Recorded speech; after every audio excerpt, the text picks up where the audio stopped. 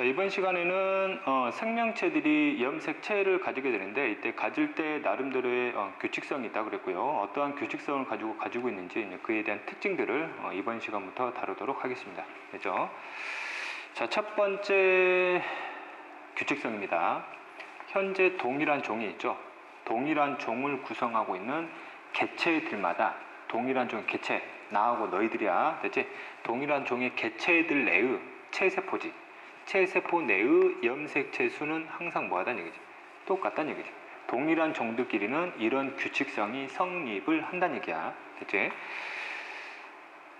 그러면 체세포는 어떻게 구분해요? 라고 물어볼 수 있단 말이야. 그럼 내 몸의 체세포는 어떻게 구분하냐 그러면 내 몸의 체세포는 무슨 세포를 제외한? 그렇지. 생식세포를 제외한 나머지 세포를 우리가 전부 다 체세포다라고 표현을 했어요. 그럼 나는 남자니까 내 몸의 생식세포 뭐만 빼고 정자만 빼면 전부 다 체세포란 얘기지. 내가 가진 뇌세포, 체세포예요. 내가 가진 신경세포, 체세포예요. 내가 가진 피부세포, 체세포예요. 내가 가진 적혈구, 체세포예요. 백혈구, 체세포란 얘기지. 됐지? 그런 체세포들 내 염색체들의 수가 같은 종이라면 뭐하다? 똑같다는 얘기. 이해되셨죠? 대표적인 사례 보겠습니다. 자, 표에 나와 있는 종별로 염색체 수는 다 외우시지 않으셔도 되고요. 여러분들 뭐만 기억하시면 되냐면 사람만 정확히 외워두시면 됩니다. 이해됐죠? 사람이라는 종이라면 이 사람을 구성하고 있는 뭐마다 체세포들마다 핵 속의 염색체 수는 정확히 몇 개로 채워져 있어야 돼요? 46개로 채워져 있어야 된다는 얘기입니다. 사람이라면. 그럼 나도 사람이고 너희들도 사람이란 말이야. 내 몸을 구성하는 체세포의 염색체 수 몇 개? 46개. 너희들도 몇 개? 46개씩 다 채워져 있다는 얘기지. 그치? 그럼 나하고 송중기가 있단 말이야. 우리는 같은 종이란 말이야. 그럼 송중기 체세포든 내 체세포든 염색체 수는 46개로 똑같다는 얘기지. 송중기가 특별하니까 송중기는 좀 다르지 않을까라고 생각하면 안 된다는 얘기예요. 그죠? 그럼 침팬지라면 48개, 개라면 78개 이런 식의 규칙성이 있다는 얘기입니다. 자, 대표적인 사례 보겠습니다. 자, 현재 3명의 인간이 있습니다. 됐죠? 애도 인간이고 애도 인간입니다. 애도 인간이죠. 됐죠? 어떤 인간이든 다 똑같은 종이니까 이 사람을 구성하는 체세포, 이 사람을 구성하는 체세포, 이 사람을 구성하는 체세포는 전부 다 핵 속의 염색체가 몇 개씩 46, 46, 46, 46에도 46, 46, 46, 46, 46, 46, 46, 46개씩이 전부 다 채워져 있을 거라는 얘기죠. 그렇죠? 예를 들면 침팬지가 있습니다. 침팬지는 체세포마다 가지는 염색체 수가 전부 다 몇 개씩 48, 48, 48, 48, 48, 48, 48, 48, 48 이렇게 된다는 얘기지. 자, 그 다음 개가 있어요. 현재 얘가 사자개고 얘가 잡견인데 사자개든 잡견이든 그냥 개야. 그럼 개라면 체세포당 염색체 수는 전부 다 몇 개씩 채워져 있다.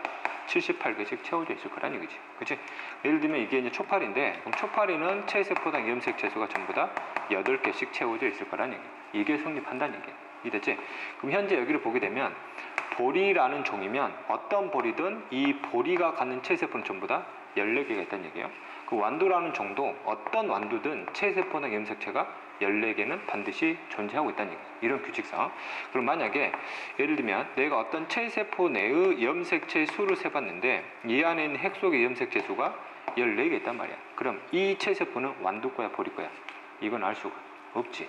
그럼 내가 하고 싶은 말은 무슨 말이냐면 같은 종의 체세포 내 염색체 수는 똑같은 거지. 이건 반드시 성립해요. 근데 어떤 체세포의 염색체 수가 똑같아 그래서 그건 같은 종의 체세포다라고 볼 수는 없다는 얘기예요. 그럴 수도 있지만. 그래서 이 관계는 완벽하지는 않지만 이 관계는 완벽하게 성립한다는 얘기지.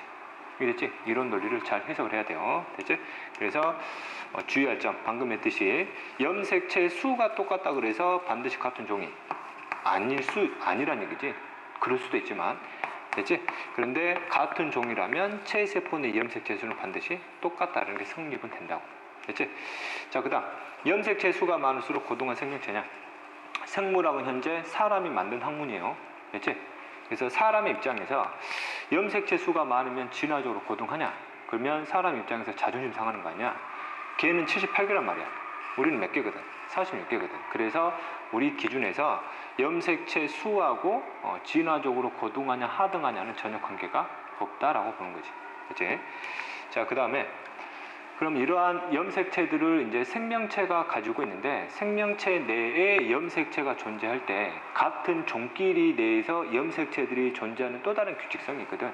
아까 같은 종이라면 체세포 내 염색체 수는 똑같아야 되는데 똑같은 거 외에도 또 다른 규칙성이 있다는 얘기예요. 그 규칙성을 여기서 또 한번 잡아주고 가겠다는 얘기예요. 자, 일단 인간을 중심으로 한번 해석을 하겠습니다. 현재 이제 2명의 인간이 있고요. 얘가 성별이 얘는 남자고요. 얘는 여자입니다. 되셨죠? 자, 그 다음 이 남자의 무슨 세포를 꺼냈냐면 체세포를 꺼냈습니다. 그러면 체세포가 있으면 체세포 안에 핵 속의 염색체가 몇 개? 46개가 있을 거란 얘기죠. 그리고 이 46개의 염색체 또는 실제 핵 속에는 염색사 상태로 실제 존재하게 되고요. 이 46개의 염색사들을 전부 다 하나하나씩 꺼내 볼 겁니다. 그러면 생물학자들이 이제 궁금했던 내용은 뭐냐면 염색사 또는 염색체가 존재하게 되면 염색사나 염색체들 하나하나가 길이가 다 똑같니 다르니 뭐 이런 것들이 궁금했겠죠. 그리고 실제 한번 꺼내 봤는데 염색사들의 길이가 나름대로 뭐가 차이가 있다는 얘기지. 길이의 차이가 있다는 거 알게 되는 거죠. 그렇죠. 그 다음에 내가 앞으로 지금 이 46개를 염색사 상태로 꺼낼 건데 이 염색사 상태를 가상으로 뭐 시켜가지고 웅축시켜가지고 표현을 할 거예요. 그럼 복제전 상태를 웅축시킬 거고 복제전 상태를 웅축해서 표현할 거니까 뚱땡이 염색체가 아니라 홀쭉이 염색체로 표현을 할 거라는 얘기입니다. 그러면 46개를 이렇게 하나하나씩 꺼내 보도록 하겠습니다. 그래서 여러분들 그림으로 보이는 게 바로 염색체의 모습을 보여주고 있는 거예요. 이렇게 해서 46개를 하나하나 꺼내게 되는 거죠. 그렇죠? 그래서 긴 것도 있고 뭐한 것도 짧은 것도 있다는 얘기입니다. 이것을 긴 순서대로 차례 이렇게 순서대로 배열을 시켜봤습니다. 그리고 이렇게 배열시켜가지고 봤더니 하나의 규칙성을 찾게 되는 거죠. 그렇죠? 그렇죠? 어떤 규칙성? 46개의 염색체들이 길이가 다 똑같은 건 아닌데 그 중에서 길이가 똑같은 것들이 항상 짝으로 형성되어 있다는 걸 인식하게 됩니다. 이걸 찾아내게 되는 거죠. 규칙성. 이 되셨죠? 됐죠? 항상 체세포 내에는 길이와 모양이 똑같은, 됐죠? 물리적으로 똑같은 염색체들의 관계가 항상 짝으로 존재하고 있다는 얘기예요. 이렇게 신기하게도. 됐죠? 그래서 이제 개념을 붙입니다. 서로 길이, 모양, 구조가 똑같은 염색체들의 관계를 우리가 무슨 염색체라 정의하냐면 상동 염색체다라고 정의를 하게 됩니다.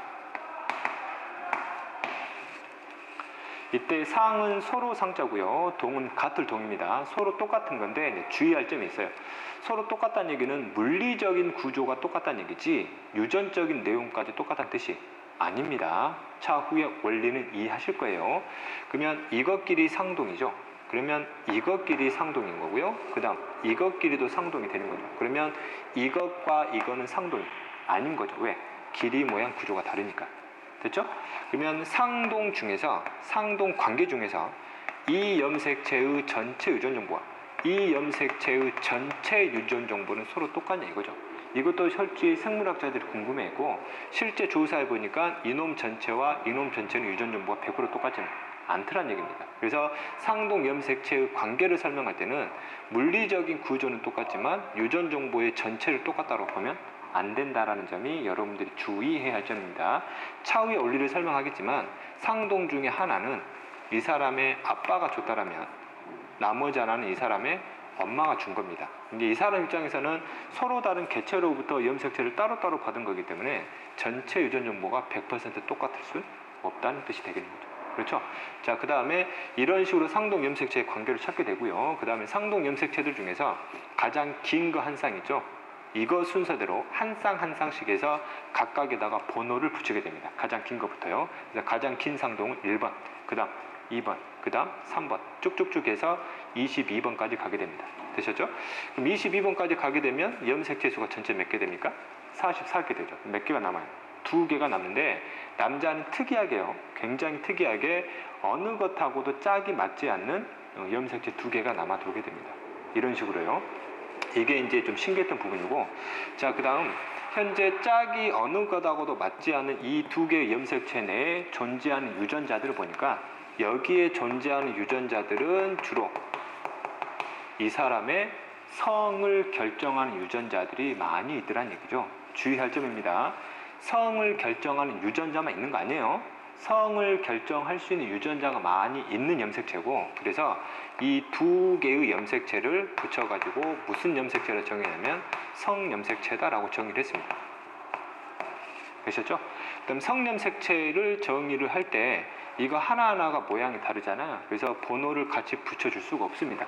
성염색체를 표현할 때는요, 뭘로 표현을 하냐면 기호를 표현합니다. 그래서 긴 거에다가 생물학자들이 X라 정하고 짧은 거에다가는 Y다 정하자 이렇게 약속을 한 겁니다. 그래서 염색체 자체가 뭐 X를 닮았다 Y를 닮았다 그런 의미가 아닙니다. 알파벳 중에서 가장 많이 쓰지 않는 알파벳을 X, Y 하나하나 정의해 두게 된 거죠. 됐죠? 이게 사람의 남자가 갖는 염색체들의 규칙성이 되는 겁니다. 그러면 46개 염색체 중에서 2개는 성염색체잖아요. 그러면 나머지 염색체는 뭐라 정의하냐면 이거를 상염색체라 정의하게 됩니다.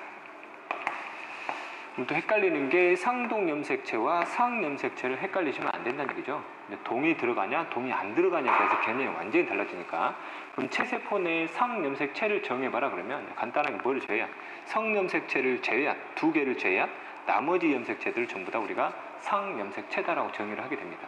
이해되셨죠? 자, 그러면 XY라는 염색체에 대해서요. 그럼 이거는 상동염색체니라고 물어봅니다. 상동염색체니라고 물어보게 되면 이놈은 일단 물리적으로는 상동염색체가 아니죠. 상동염색체가 아닌데 이놈은 상황에 따라서 상동염색체로 뭐 해줄 때가 있냐면 인정을 해줘야 될 때가 있습니다. XY는 상동은 아닌데 상황에 따라서 상동처럼 인정을 해줘야 될 때가 있다는 얘기예요. 그래서 이 성염색체 XY가 좀 귀찮아요. 상황에 따라서는 상동이냐 상동이 아니냐를 좀 구분해줘야 되니까. 되셨죠? 그죠? 자, 이게 이제 남자의 염색체의 존재 규칙성이었고요. 그 다음 여자를 한번 보겠습니다. 그럼 여자의 역시 마찬가지로 체세포를 꺼냈고요. 이 체세포 역시 인간이니까 세포 하나당 핵 속의 염색사 또는 염색체는 46개 있을 거고요. 이와 같은 형태를 역시 46개를 전부 다 한번 꺼내 보겠습니다. 그럼 마찬가지로 이런 식으로 상동 관계가 형성이 되어 있고요. 여자는 특이하게 모든 염색체가 무슨 관계가? 상동 관계가 100% 형성되어 있더라는 얘기죠. 그렇죠? 남자하고 다르게. 그 다음에 이것과 남자와 여자를 비교해 보니까 또 여기서 규칙성을 하나 발견을 하게 됩니다. 어떤 규칙성을 발견하게 되냐면 번호별입니다. 번호별. 지금 설명하는 거는 같은 종 내에서만 가능한 현상이에요. 번호별 염색체들의 길이 모양 구조가 똑같더라는 얘기죠. 1번은 1번끼리, 2번은 2번끼리, 3번은 3번끼리, 22번은 22번끼리 길이 모양 구조가 같은 종이라면 완벽히 똑같다는 얘기야. 됐지? 그러면 내가 가진 1번 염색체하고 너희들이 가진 1번 염색체는 우리가 서로 같은 종이니까 길이 모양 구조가 뭐하다는 얘기야? 그렇지, 똑같다는 얘기야. 됐지? 그 다음 성염색체도 마찬가지거든. 그럼 남자가 X를 몇 개를 가져 지금? 하나를 갖는데 이 X 염색체하고 동일한 염색체를 이 여자도 갖고 있어요. X끼리는 길이 모양 구조가 똑같은데 여자는 체세포 하나당 X를 2개를 갖는 거고 남자는 하나를 갖는데 대신 나머지 성염색체로는 Y를 갖는다는 얘기. 이해되니? 그럼 여자 입장에서는 이것이 바로 무슨 염색체? 성염색체가 되면 이거는 상염색체라 표현하면 되는 거지. 이해되니? 그지? 그러면 Y 염색체도 마찬가지거든. 나는 남자고 또 다른 남자가 있단 말이야. 같은 종이라면 내가 가진 Y 염색체하고 그 남자가 가지고 있는 Y 염색체 길이 모양 구조는 서로 똑같다는 얘기지. 이해되니? 그렇지? 또 하나 볼까? 1번끼리는 길이 모양 구조가 똑같다 그랬잖아. 그러면 여기에 있는 유전 정보, 여기에 있는 유전 정보, 여기에 있는 유전 정보, 여기에 있는 유전 정보는 전부 다 다를 확률이 굉장히 높아요. 됐지? 그냥 쉽게 다르다라고 표현을 할게. 이해되니? 그치? 길이 모양 구조가 똑같은 거지 전체 유전 정보가 똑같다라고 착각하면 안 된다는 얘기야. 됐지? 이게 사람 내에 존재하는 염색체들의 규칙성이야. 그러면 우리가 앞에서 배운 게 아니라 흐름을 봤었던 보리의 체세포예요. 보리의 체세포하고 완두의 체세포 안에 들어가 있는 염색체 수가 14개로 똑같았단 말이야. 그래서 그럼 보리 입장에서 1번 염색체를 꺼내고 완두 입장에서 1번 염색체를 꺼내잖아. 그러면 보리의 1번하고 완두의 1번은 서로 다른 종이니까 길이 모양 구조가 달라요. 염색체 수는 똑같은데 그럼 이런 경우는 서로 같은 종이 아니구나라는 걸 뭐 할 수 있는 구분할 수 있는 하나의 규칙성이 된다는 얘기지. 이해되니? 그치? 자, 그 다음에 이제 유성생식의 흐름을 1단원 때 배우겠지만 이 유성생식의 흐름을 염색체 수준에서 다시 한번 재해석해 볼게요. 자, 이 두 사람이 결혼해가지고 동일한 종인 아이를 만들었어요. 그럼 보통 아이가 태어날 때는 몇 쪽이에요? 3조 개의 체세포를 갖고 태어난다 그랬고, 그럼 이놈은 인간이니까 3조 개의 체세포들마다 핵 속의 염색체들은 전부 다 몇 개씩 채워져야 돼? 46개씩 전부 다 채워져 있어야 되겠지. 그럼 이 3조 개의 체세포는 결국 몇 개의 체세포로부터? 한 개의 체세포. 그 체세포가 바로 무슨 난이었단 말이야? 수정난이었단 말이야. 그럼 수정난도 체세포고 인간이 만들어낸 체세포니까 염색체 수가 46개로 출발한다는 얘기지. 그러면 이놈들을 분열시키게 되면 두 개의 세포가 되고, 그럼 각 세포당 염색체 수가 몇 개씩 들어가야 돼? 46개씩 똑같이 들어가야 되지. 어떻게 한다고 그래서? 46개의 염색사, DNA 또는 염색체를 그대로 모은 다음에 복제한 다음에 그대로 찢어준 거잖아. 이게 바로 무슨 분열? 체세포 분열이었고, 그럼 체세포 분열을 통해서 계속 세포를 만들기 때문에 모든 체세포는 염색체 수가 몇 개로? 46개로 전부 다 똑같이 들어갈 수밖에 없다는 얘기지. 이런 식으로. 그래서 수정란부터 개체 하나가 완벽히 만들어질 때까지는 전부 다 무슨 분열이다? 체세포 분열이었다라고 우리가 표현을 했고요. 됐죠? 자, 그러면 이 수정란은 그럼 어떻게 만들었었지? 이 남성이 만들어낸 생식세포와 이 여성이 만들어낸 생식세포 몇 개들이 한 개씩이 서로 만나가지고 만들어진 세포 하나란 말이야. 그러면 동물 입장에서 남자가 만든 생세포는 정자라 부르고, 동물 입장에서 여자가 만든 생세포를 난자라 하지. 이런 식으로. 그래서 이 두 개가 서로 융합되는 건데, 융합이 세포 융합 중에서 서로 다른 생식세포 융합되는 걸 우리가 수정이라 부르게 되고요. 그러면 두 세포가 합쳐지니까 이 세포 속의 핵 속의 염색체수, 이 세포 속의 핵 속의 염색체수가 서로 합쳐서 46개가 돼야 되지. 그럼 정자 하나 갖는 염색체수가 23개고 얘 하나 갖는 염색체수가 23개란 말이야. 그러니까 몇 개 된 거지? 46개가 된 거지. 그렇지? 그럼 이 정자는 누가 만들어야 돼? 얘가 만들어야 돼. 그럼 일단은 뜻을 설명을 했지만 생식세포들은 한번 만들어지면 이놈들은 더 이상 스스로 뭐 할 수 없다고 그랬어요? 분열할 수 없다고 그랬어요. 그럼 정자가 정자를 만드는 게 아니란 말이에요. 그럼 이 정자를 만들려면 이 남자의 가지고 있는 무슨 세포로부터만, 체세포로부터만 만들어야 된다 그랬고, 이놈은 사람이니까 체세포당 염색체 수가 46개가 있어야 돼요. 그럼 정자를 만들려면 이걸 분열시키는 과정에서 염색체를 얼마로 줄여야 돼? 절반으로 줄여야 되고, 이 분열을 우리가 무슨 분열이다? 감수 분열이다 라고 정의했었던 거지. 그럼 이 난자도 마찬가지로 이 여성이 가지고 있는 무슨 세포를 가지고? 체세포를 가지고 만들어야 되고, 그럼 체세포당 염색체 수는 46개니까 분열 과정에서 염색체 수 줄여야 돼요. 역시 이 과정은 무슨 말이야? 감수 분열이 되는 거야. 이해됐지? 그럼 이 남자나 이 여자가 가지고 있는 모든 체세포가 감수 분열이 가능하냐? 그렇지 않다 그랬어요. 감수 분열이 가능한 기능화된 체세포가 정해져 있다 그랬고, 그 기능화된 체세포를 남자는 무슨 세포다? 정원세포다라고 표현을 했고요. 여자는 무슨 세포다? 난원세포다라고 표현을 했습니다. 다시 한번 강조하지만 정원세포와 난원세포는 생식세포가 아니라 체세포죠. 체세포인데 감수 분열을 통해서 생식세포를 만들 수 있는 체세포. 이해됐어? 그럼 이러한 정원세포와 난원세포와 같이 감수 분열이 가능한 체세포는 온몸에다가 놔둔 게 아니라 그 위치에다 모아놨지. 남자는 어디에다가? 정소에다가, 여자는 난소에다가 이걸 모아놨단 말이야. 이해됐어? 그래서 이게 정소, 난소 내에 있는 체세포인 정원세포와 난원세포만이 바로 무슨 분열? 감수 분열을 통한 생식세포를 만들 수 있다는 뜻이 되는 거야. 이해됐지? 이건 이미 우리가 1단원 때 배웠던 내용이었고, 자, 그 다음 이때 감수 분열의 흐름을 염색체 수준에서 다시 한번 우리가 재해석할 거예요. 자, 이 남자의 정원세포예요. 그럼 정원세포면 다시 한번 얘기하지만 무슨 세포 종류냐? 그렇지, 체세포고, 그럼 이 안에 염색체가 46개가 있겠지? 그렇지? 그럼 이 46개를 전부 다 꺼낼 거예요. 이런 식으로. 남자니까 아까 규칙성 있었지? 46개마다 상동 염색체 관계가 있고, 나머지 성 염색체가 서로 길이와 모양이 맞지 않은 한 쌍이 존재를 하게 되는 거고, 여성의 나눔세포가 있어요. 나눔세포도 무슨 세포?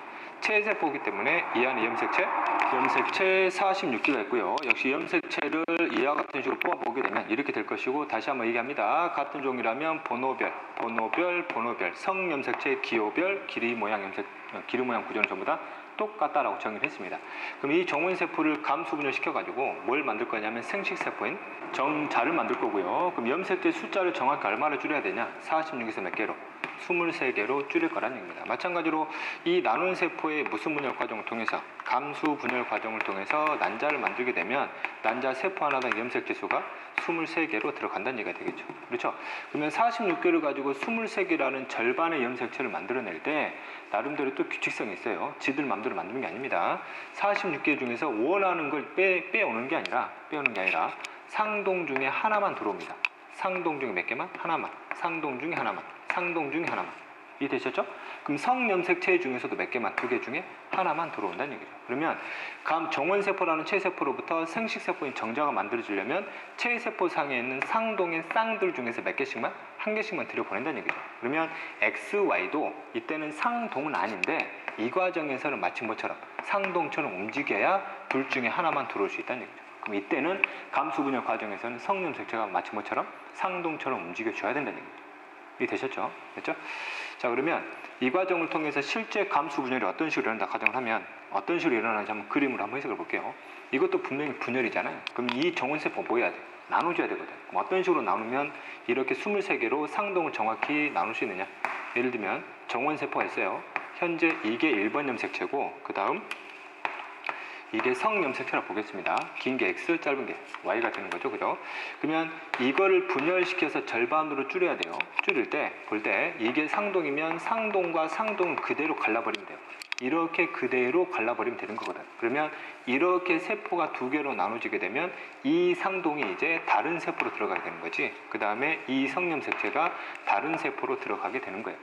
이해되니? 그럼 이게 바로 뭐 생식세포인 정자 또는 난자가 되는 거지. 그럼 여기는 4개 있지만 여기는 몇 개 있어요? 2개 있단 말이야. 그래서 상동을 분리시켜 버리니까 정확하게 몇 개씩으로 나눠져요. 절반으로 나눠지게 되는 거지. 그래서 감수 분열의 핵심 중에 핵심은 뭘 분리하는 핵심이냐면 상동을 분리시켜 버리는 게 감수 분열의 핵심 중에 핵심이에요. 이해됐니? 상동 분리. 됐지? 그러면 이거에 대해서 상동을 분리시켜 버리게 되면 어떤 정자는 이렇게 가질 수 있다는 얘기지. 그러면 생식세포 안에는 상동 염색체 쌍이 존재할 수가 없게 되는 거지. 그럴 수밖에 없잖아. 왜? 뭘 분리시켜 버렸으니까? 상동을 분리시켜 버렸으니까. 그러면 체세포에는 1번 염색체가 2개 있단 말이야. 그러면 생식세포는 1번 염색체가 하나만 있는 거야. 체세포의 성염색체가 2개 있다라면 생식세포의 성염색체는 하나만 존재할 수밖에 없는 거지. 왜? 분리시켜버리니까. 이해됐어? 그럼 난자도 마찬가지예요. 이거를 분리시켜가지고 하나씩만 넣는 거잖아. 그래서 이렇게 해서 하나하나씩 들어가게 되는 거지. 그치? 그러면 현재 난자 속에 있는 염색체들, 그 다음에 정자 속에 있는 염색체들 이거다 가정을 하게 되면 이 23개들이 서로 뭐 하는 거예요? 합쳐져서 뭘 만들어요? 수정란을 만들게 되는 거지. 그러면 여기서 몇 개가 들어와요? 23개가 들어오게 되는 거지. 그럼 현재 수정란 속에 있는 23개는 이 정자가 준 거지. 이 정자가 줬다는 얘기는 이 사람 입장, 이놈 입장에서 내가 아버지가 되는 거니까 이 중에서 이것들은 전부 다 누가 준 게 된 거예요? 부가 주게 된 거지. 그럼 나머지 23개는 누구한테 받는 거야? 여자한테 받는 거지. 이런 식으로. 난자로부터. 그럼 봐. 현재 1번이 정자에 있었고 1번이 난자에 있었단 말이야. 이 두 1번이 하나의 수정란에서 만나잖아. 그럼 같은 종이라면 번호별 길이 모양 구조가 뭐하단 말이야? 똑같단 말이야. 그러니까 수정란 속으로 들어가게 되면 수정란 속에는 다시 상동 염색체가 이렇게 자연스럽게 쌍으로 맞춰진다는 얘기면 상동 중에 하나는 아까가 부가 줬잖아. 그러면 하나는 누가 준 거야? 그렇지. 모가 준 거지. 이런 식으로. 그 다음 모. 그래서 상동 염색체 관계에 대해서 하나가 부가 줬다라면 하나는 누가 준 거예요? 모가 준 이 결과가 나오는 거예요. 그리고 부가 준 이 상동 염색체 하나의 전체 유전 정보와 모가 준 이 상동 염색체의 전체 유전 정보 서로 뭐 할 수밖에 없어요? 다를 수밖에 없다고 표현하는 거지. 이해되니? 오케이? 됐지? 자, 그럼 볼게요. 그럼 수정란 속에 1번 염색체 한 쌍이 있고 이 남자의 체세포 속에 1번 염색체 한 쌍이 있단 말이야. 그러면 이것의 전체 유전 정보와 이것의 전체 유전 정보는 몇 프로 똑같니? 그렇지, 50% 똑같지. 그러면 이 여성의 체세포 1번 전체 유전 정보와 여기에 전체 유전 정보는 몇 프로만? 50%만 똑같다는 얘기. 이해되니? 그치? 이게 이제 바로 무슨 난? 수정란. 그래서 수정란은 하나의 세포 속에 다시 상동 관계 형성이 됐기 때문에 이 수정란은 무슨 세포로 인정을 해야 돼? 체세포를 인정을 해줘야 된다는 얘기지. 그렇지? 그럼 성염색체 보자. 그럼 하나 Y는 아빠가 줬고 나머지는 뭐가 줬단 말이야. 이렇게 태어난 개체는 성이 뭐가 된다는 얘기야? 남성이 된다는 얘기야. 됐지? 자, 그 다음 이제 수정란이 세포 분열을 해요. 무슨 분열? 체세포 분열. 그러면 이 46개를 그대로 뭐 한 다음에 복제한 다음에 똑같이 나눠줬단 말이야. 그러면 분열된 2개의 세포 중에서 1번을 꺼낼게요. 여기도 몇 번을 꺼낼게요? 1번을 꺼낼게요. 같은 번호니까 길이 모양 구조가 서로 당연히 똑같겠지. 그렇지? 근데 물어보는 기준에 따라서 이 상동에서 이것의 유전 정보와 이것의 전체 유전 정보는 뭐하다 표현해야 돼요? 다르다라고 표현해야 되는데 이 세포의 1번 염색체 전체 유전 정보와 이 세포의 1번 염색체 전체 유전 정보는 다르다라고 똑같다라고 표현해야 되죠. 몇 퍼센트? 100%. 왜? 원본이 있으면 복제시켜서 그대로 나눴으니까. 이해됐니? 그치? 이런 식으로 해서 체세포 분열을 통해서 이렇게 무럭무럭 하나의 개체가 만들어냈다는 얘기죠. 그치? 그럼 이 개체의 체세포가 있어요. 예를 들면 신경세포 꺼낼게요. 그럼 신경세포는 체세포니까 염색체가 몇 개 있겠냐? 46개 있겠지. 그러면 여기에 있는 전체 유전 정보하고 이 개체의 처음 시작이었던 수정란에 있는 전체 유전 정보는 몇 프로 똑같겠어? 100% 똑같겠지. 왜? 전부 다 체세포 분열을 통해서 복제해서 다 나눠준 거거든. 이 됐지? 그치? 그러면 이 신경세포라는 체세포의 전체 유전 정보와 이 여성의 역시 신경세포가 있어요. 신경세포 체세포 46개 있겠지. 그럼 여기 전체 유전 정보와 여기 전체 유전 정보는 몇 프로 똑같아? 50%만 똑같겠지. 이 되니? 그치? 그럼 이 남성의 피부세포가 있어요. 피부세포에 체세포가 있겠지. 46개 있겠네.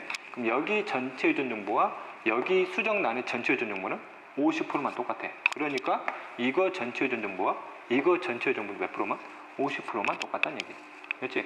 이런 기본적인 원리인데 이런 기본적인 원리를 처음부터 설명을 안 해주고 가니까 대다수의 학생들이 이걸 많이 힘들어하더라고요. 나중에 세포 분열 바로바로 들어가 버리니까 무슨 말인지 하나도 몰라버리는 그런 현상이 생기더라는 얘기예요. 그래서 일부러 시간 내 가지고 이 부분을 잡아주는 이유가 되는 거니까 차근차근 잘 정리해서 다음 학습하는데 반드시 도움 받으시길 바랍니다. 자, 그래서 방금 배웠던 염색체의 개념을 다시 한번 정리하겠습니다. 자, 상동 염색체는 무슨 뜻이었지? 길이, 모양, 구조가 똑같은 염색체, 됐지?를 우리가 상동 염색체로 정의를 했고, 상동 염색체들끼리는 전체 유전 정보는 뭐 할 수 없다? 똑같을 수 없다는 거. 그래서 전체 유전 정보는 다르다라고 표현한다고 그랬죠. 자, 주의사항이에요. 자, 문제에서 상동 염색체를 구분할 때는 항상 애들이 헷갈려하는 게 절대 뭘로 구분하지 마. 색깔로 구분하지 마. 나는 수업을 할 때 상동 염색체를 색깔로 구분해 줄 거야. 왜? 그게 수업하기 편하니까. 그런데 문제 낼 때는 색깔을 다르게 줄 수 있단 말이야. 예를 들면 어떤 거는 이렇게 주고 어떤 거는 이렇게 준단 말이야. 이게 상동이 물어보거든. 그럼 길이, 모양, 구조를 해석해야 되지 색깔을 해석하면 안 된단 말이야. 색깔이 다르니까 상동이 아니네 하면 안 돼. 예를 들면 이렇게 줘놓고 문제에서 다음은 1번 염색체를 보여준 세포다 그랬어요. 그럼 얘도 1번, 얘도 1번이니까 무슨 염색체 관계로 보라는 얘기야? 상동 염색체 관계로 보라는 얘기야. 됐지? 자, 그 다음에 상동 염색체는 그래서 반드시 물리적인 차이로 우리가 해석을 해야 되지. 됐지? 자, 그 다음에 염색체의 또 다른 개념, 상염색체하고 성염색체가 있어요. 아까 상염색체를 구분하는 방법, 성염색체를 제외한 나머지가 상염색체지. 근데 교재에서는 이렇게 정의를 해요. 그 말이 틀린 건 아닌데 얘들 오히려 이 말로 또 헷갈려 하더라고. 자, 볼게요. 상염색체를 정의할 때 성에 관계없이 남녀 공통으로 가지는 염색체라고 그래요. 그러면 우리 아까 인간의 남자를 보게 되면 1번부터 몇 번까지가 22번까지가 뭐였어요? 상염색체. 그 다음에 XY가 뭐 성염색체였고, 여자 같은 경우도 1번에서 22번까지가 상염색체, XX가 성염색체였단 말이야. 그래서 성염색체 조합이 다른데 나머지 상염색체 조합은 뭐하단 말이야? 똑같단 말이야. 1번 2개, 2번 2개. 거기다가 1번끼리 기름 모양 구조도 다 똑같은 거지. 그렇죠? 그래서 상염색체를 성에 관계없이 남녀 공통으로 가진 염색체. 우리 쉽게 뭐를 제한? 성염색체 제한 나머지 염색체. 이해되니? 자, 그 다음에 상동염색체는 상염색체에 대한 상동염색체들의 관계는 뭘 구했었지? 번호를 구했었지? 길이가 뭐할수록? 길수록 번호가 짧아요. 자, 그 다음 성염색체는 우리가 아까 기호로 표현했던 거. 우리가 그냥 정리해주는 내용이에요. 됐지? 그래서 성을 결정하는 염색체가 두 종류인데 남녀의 가지는 구성이 당연히 다르지. 남자는 XY, 여자는 XX. 됐지? 이런 식으로 해서 우리가 해석을 하면 된다. 자, 그 다음에 여기서 우리가 고등학교 기준이에요. 고등학교 기준에서 염색체 개념 쓸 때 특히 성염색체지. 성염색체는 누구한테만 쓰는 개념이냐면 동물한테만 쓰는 개념이에요. 우리 고등학교 기준이야. 됐지? 그럼 예를 들면 동물에 어떤 체세포가 있어요. 체세포가 있으면 여기에 상염색체도 있고 뭐도 있다는 얘기야. 성염색체도 있다는 얘기야. 동물 같은 경우는. 그럼 식물에 체세포가 있어요. 그럼 식물의 체세포 같은 경우는 이 체세포 내에 상하고 성을 다 생각하는 게 아니라 뭘 무시하고 간다는 얘기예요? 성을 무시하고 간다는 얘기지. 그래서 고등학교 기준으로 다시 한번 정리하면 식물은 성염색체는 무시하고 그냥 뭐만 있다 보면 돼요. 상염색체만 있다라고 보고 가라고.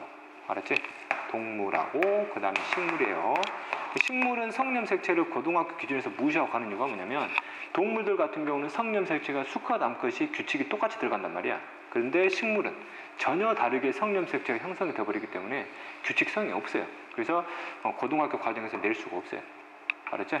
어쨌든 다시 한번 고등학교 기준 생명과학 원에서 동물과 식물을 구분할 때 동물은 체세포당 상성 다 같지만 식물은 성이 없이 상으로만 해석한다는 걸 우리가 기억하고 간다. 되지?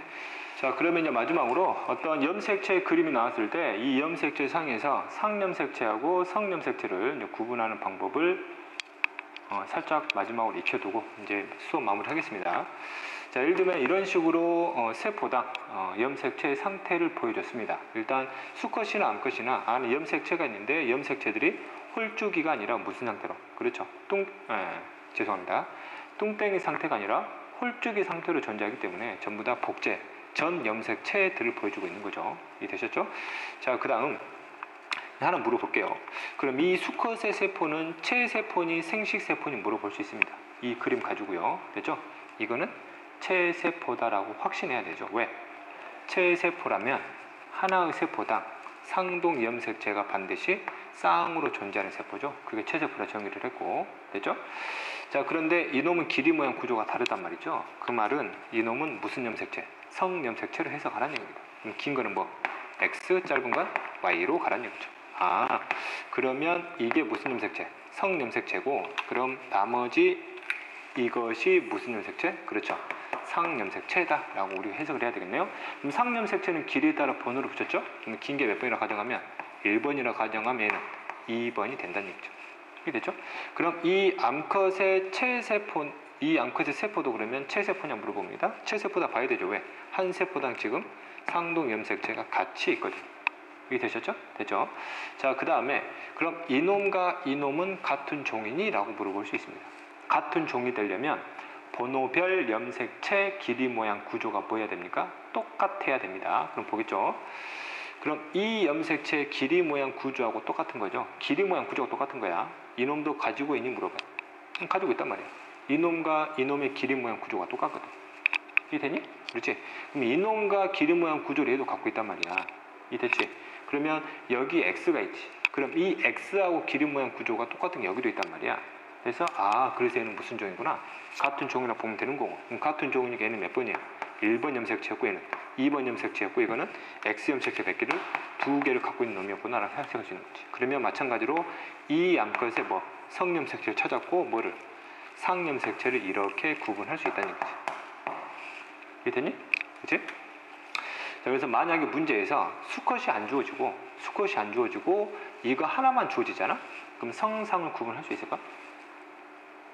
불가능하겠지? 왜? 이거 하나만 있으면 여자들은 전부 다 상동관 형성이 다 돼버린단 말이야. 성염색체까지. 그러니까 어느 게 상이고 어느 게 성인지 모른단 말이야. 그래서 다른 조건이 없는 한 성상을 구분하려면 반드시 뭐가 제시돼야 돼? 수컷이 반드시 꼭 제시가 돼야 돼. 왜? 수컷은 성이 다르게 나오거든. 길이 모양 구조가. 이해되니? 찾는 방법이에요.